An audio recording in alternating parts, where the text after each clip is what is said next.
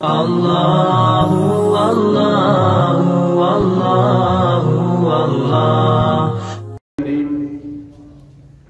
اما بعد فاعوذ باللہ من الشیطان الرجیم بسم اللہ الرحمن الرحیم۔ اپریل کے مہینہ میں ہر سال اپریل فول کے نام سے منایا جاتا ہے۔ بہت سے مذہبی گھرانے کے لوگوں کے بچے بھی اور ہمارے کالجوں یونیورسٹیوں کے اندر تو عام طور پہ جو نوجوان نسل ہے وہ اس وبا کے اندر مبتلا ہو چکی ہے۔ وہ بیماری جس کا کوئی حاصل نہیں ہے، جس کے کرنے سے نہ کوئی فائدہ ہے، نہ کوئی نفع ہے، نہ کوئی سکون ہے، کہ یکم اپریل کو مذاق کرتے ہیں اور جھوٹا مذاق کرتے ہیں۔ کہتے ہیں یکم اپریل کو جھوٹ بولنا چاہیے اور جھوٹ بولنے والا عالمی دن بنانا چاہیے، جھوٹ بول کر۔ اب دیکھیے مسلمان اپنے اسلامی تہوار تو چھوڑ بیٹھا، مسلمان اپنے صحابہ کرام کی زندگی تو چھوڑ بیٹھا، صحابہ کرام کے ایام کا تو پتہ ہی نہیں، لیکن کافروں کی چیزوں کو کتنی جلدی پک کرتے ہیں، کافروں کی ہر ادا کو، ہر لباس کو، ہر گفتار کو ہمارا مسلمان ان سے زیادہ شدت سے قبول کرتا ہے۔ یہ ہمارے ایمان کی کمزوری کی نشانی ہوتی ہے۔ جھوٹ بولنا عالمی دن جھوٹ بولنے کا۔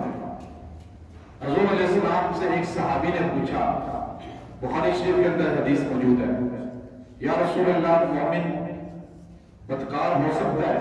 کہا بالکل ہو سکتا ہے۔ یا رسول اللہ مومن شرابی ہو سکتا ہے؟ کہا بالکل ہو سکتا ہے۔ کہا یا رسول اللہ مومن جو ہے وہ چور ہو سکتا ہے؟ کہا بالکل ہو سکتا ہے۔ کہا مومن جو ہے وہ ڈاکو ہو سکتا ہے؟ بالکل ہو سکتا ہے۔ مومن یہ سارے کام کر سکتا ہے، توبہ بعد میں کر لے گا۔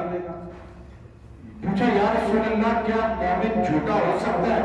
اللہ کے پیغمبر نے فرمایا لا، مومن کبھی جھوٹا نہیں ہو سکتا۔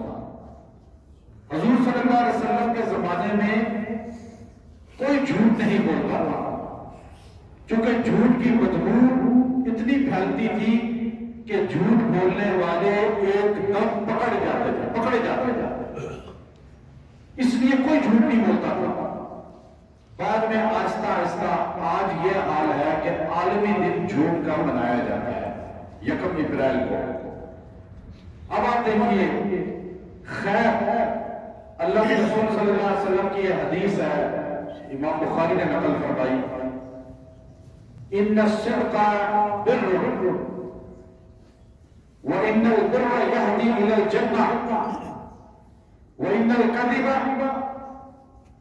فجور، اور نیک جو سچائی ہے اس کے بارے میں فرمایا سچ نیکی ہے، اور نیکی جو ہے وہ جنت کی طرف لے کے جاتی ہے، اور پھر وَإِنَّ الْكَذِبَ فَجُورٌ، جو جھوٹ ہے یہ گناہ ہے، یہ برائی ہے، اور یہ یہدی الی النار، اور تمہیں جھوٹ جو ہے وہ دوزخ کی طرف لے کے جاتا ہے۔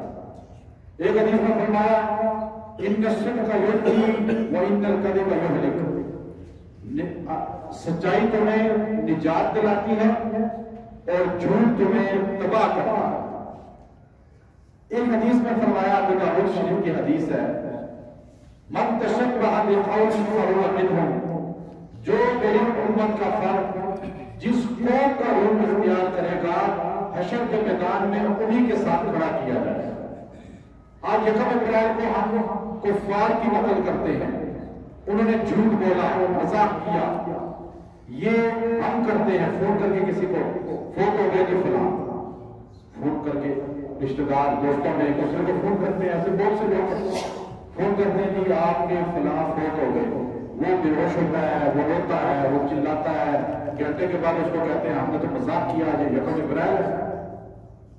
کسی کو فون کرتے ہیں تمہارا اسلامی بانڈ نکل آیا، کسی کو، اب یہ ایسی جھوٹی باتیں کر کے کسی کو نقصان دینا۔ حاتم رحمۃ اللہ علیہ فرماتے ہیں کہ میں حدیث لینے کے لیے گیا، تو ایک آدمی کا ہمیں پتہ چلا اتنا نیک متقی پرہیزگار کے تابعین کا استاد ہے کہ ہم اس کے پاس چل کے شام گئے. جب اس کے پاس پہنچے تو ہم نے دیکھا وہ اپنے گھوڑے کو چارہ کھلا رہا ہے، لیکن وہ اپنے گھوڑے کو اپنی طرف بلانے کے لیے اس نے یوں ہاتھ پہ کپڑا چڑھایا اور یوں گھوڑے کو اپنی طرف راغب کیا، گویا کہ چارہ تمہیں دوں گا، یہ چارہ ہے، آؤ. تو یہ دونوں محدثین جو حدیث لینے گئے تھے، ایک حدیث صرف لینے، میں نے آپ کو کتنی حدیثیں سنا دی، اور وہ ایک حدیث کی سند لینے گئے تھے. انہوں نے ایک دوسرے سے کہا بھائی اٹھو، یہ بندہ صادق الصدوق نہیں ہے، سچا نہیں ہے. جو گھوڑے کو دھوکہ دے کے بلا رہا ہے وہ ہمیں حدیث بھی تو غلط بیان کر سکتا ہے، اس لیے اس کی سند ہمارے لیے قابل اعتماد نہیں ہے. جھوٹ بولنے والے کی شریعت گواہی قبول نہیں کرتی. یہ جھوٹ کتنا بڑا ہوا. جھوٹ دیکھیں وہ کیا تھا کہ اندلس میں جب مسلمانوں کی 800 سالہ حکومت ختم ہوئی، اندلس طارق ابن زیاد کا مرکز تھا، تابعین صحابہ کا مرکز تھا. وہاں پہ اسلام کرتبہ مسجد اس کی شاہکار ہے، وہاں مسلمان عروج پہ تھے. آخر مسلمان زوال پذیر ہوئے، وہاں عیسائیت غالب آ گئی تو عیسائی پادریوں نے فتویٰ جاری کیا. آپ پڑھیں عبدالغنی جو ہے اس میں کتابیں تو آپ کو تاریخ کی کتابوں میں پتا چلے گا کہ اندلس جل رہا ہے. میں نے جب یہ کتاب پڑھی تھی تو واقعی میں نے خود اندازہ کیا 1 مہینے تک اس کے اثرات میرے دل پر تھے. اتنا ظلم ہوا اندلس میں، اتنا ظلم آپ سوچ بھی نہیں سکتے. اب پادریوں نے حکم جاری کیا مسلمانوں کو قتل عام کیا جائے، یا عیسائی ہو جائے یا قتل ہو جائے. اب وہ مسلمانوں کے مرد عورتیں بچے قتل عام جاری ہو گیا. اتنا قتل کہ لوگ تھک گئے. تو بادشاہ جو تھا اس نے اعلان جاری کیا کہ مسلمانوں جو چھپ گئے ہو، جو روپوش ہو گئے ہو، سارے جمع ہو جاؤ، بحری جہاز آ رہے ہیں، وہ تمہیں اسلامی مملکت میں پہنچا دیں گے. مراکش اس وقت اسلامی مملکت تھا، اس سے آگے تمہیں پہنچا دیں گے، تم مغرب چلے جانا، مغرب کہلاتا ہے. تو انہوں نے مسلمان سارے پہاڑوں سے ادھر ادھر سے نمودار ہو گئے. جہاز بڑا بحری جہاز آیا، سارے بچے عورتیں مرد اس پہ جمع ہو گئے، سوار ہو گئے. اتنا کھچا کر جہاز بھر گیا کہ لٹکے ہوئے تھے لوگ. تاریخ بڑے آپ تاریخ کی کتابیں ظلم آپ کو پتا چلے گا. وہ جہاز جب سمندر میں سفر کرنا شروع ہوا، بچوں کو مائیں کہہ رہی تھی کہ اب ہمارے دکھ کے دن ختم ہو گئے، اب ہم مراکش چلے جائیں گے، وہاں سے افریقہ چلے جائیں گے.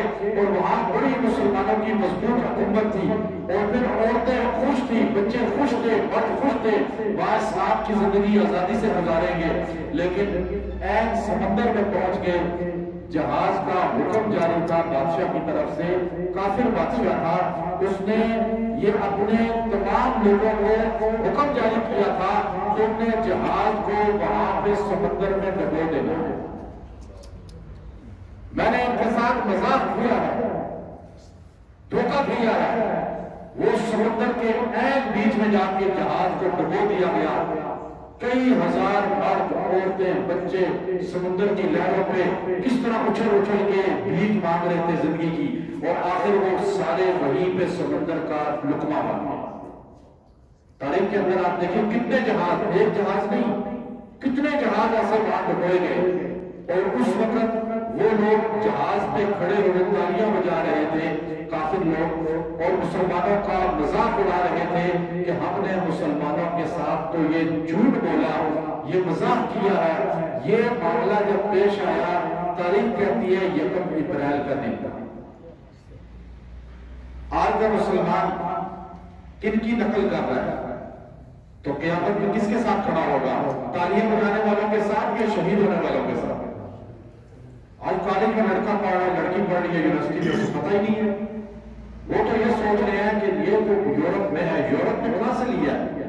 آپ تاریخ میں جائیں پیچھے، اس کی تاریخ آپ کو پتہ چلے گی. یہ مسلمانوں کے ساتھ گھناؤنا مذاق کھیلا گیا تھا، اور لاکھوں مسلمان سمندر میں ڈبوئے گئے تھے، لاکھوں انسان مسلمان وہاں پہ کس طرح سمندر کا لقمہ بنے تھے۔ قیامت کے دن جب وہ کھڑے ہوں گے، یہ اپریل فول منانے والے بھی ان کے گناہگار ہوں گے، کیونکہ یہ بھی تو اسی طرح خوشی منا رہے ہیں، آج اس تاریخ کو زندہ کر رہے ہیں۔ تو اس لیے ہمیں ان چیزوں سے بچنا چاہیے۔